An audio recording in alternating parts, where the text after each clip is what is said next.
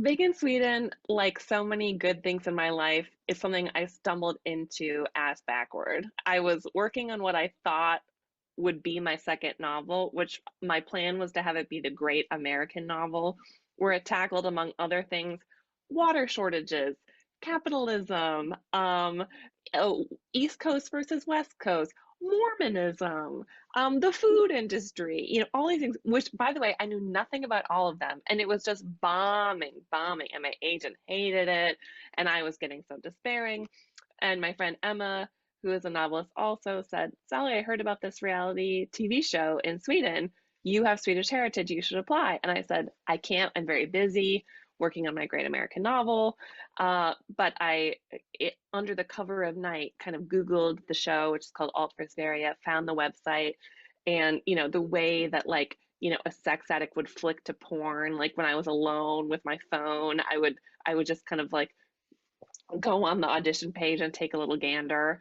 And one night my husband was working late, and so I was alone in the house. It was, a dark night in December, and I just impulsively recorded a 2-minute video, upload it to the website, heard from the producers immediately. They flew me out to New York, and I was just assuming I was going to stop following these doors that kept opening, because the door would either slam in my face or I would come to my senses and say, I'm not doing this. This is too ridiculous.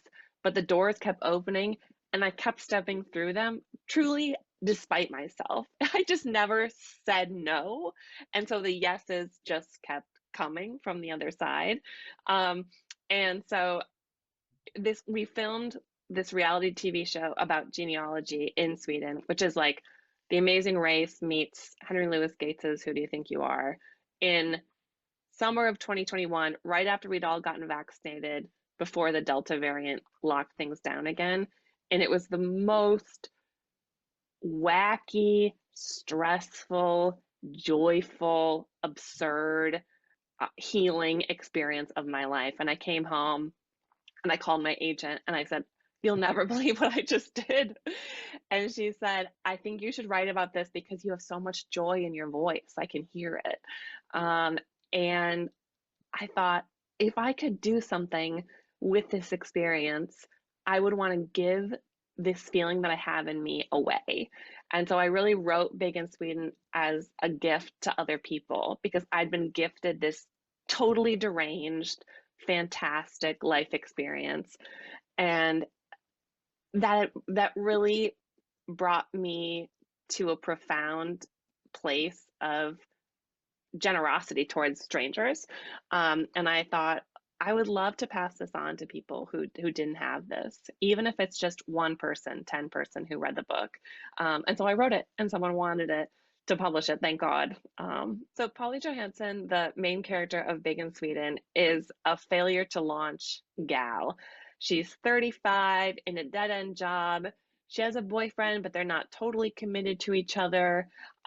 She was a photographer, but she gave it up because she was failing too much, and she just couldn't kind of take. She just couldn't endure the hard knocks that comes with being an artist. So, and she doesn't have kids, doesn't want kids, um, and so it feels like the plot of her life has slowed to a halt. And so when she, like I, although my circumstances were different, gets this call to do this reality show, she says yes in a second because she's bored and she wants to mix things up. And she has a complicated relationship with her family. And so when she flies to Sweden and meets these other Americans, she finds a way of relating to people which she thought had been not allowed for her as someone who has a really messed up family. She found family in these Swedish relatives that she got to meet by doing the show. And then she also found family through these really wacky Americans that she films the show with, who she has nothing in common with, who she finds super annoying, who she disagrees with about everything under the sun. But by simply sticking with them and talking to them and not being on their phones and having fun together and exploring the world, she finds familiar relationships in the most unexpected places. And that was a real joy to write. But yeah, that's such a great question, Jake. So I read a ton about genealogy while writing Big in Sweden. almost none of which made it into the novel itself, although there's a little. And I became fascinated with two things. One, that the study of genealogy has always been, at least in part, junk science, right? Like this idea of like it's been used for malevolent ends, like eugenics, right? Like certain races are better than other races.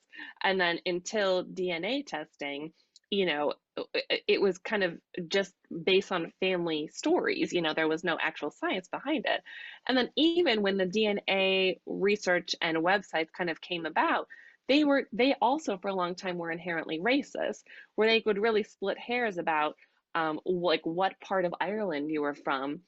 But if you had African ancestry, it would just point you to Africa, So I became kind of more skeptical about genealogy studies as I did the research. And then the other thing I thought so much about, this fact just kind of blew my mind, is that 95% of the DNA we have as human beings, we share with mice.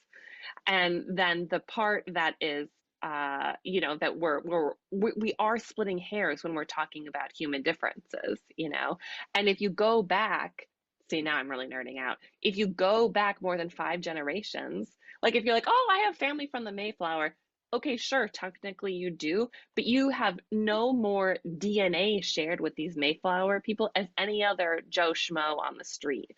So like I think part of what the book is like, as at least exploring or arguing with, is like uh we're so much more the same than we are different. And a lot of these markers of identity that we're clinging to so hard and fighting against and even starting wars about, it's imaginary. It's made up. uh and but we stick to them so hard, myself included. So I wanted to kind of wrestle with that.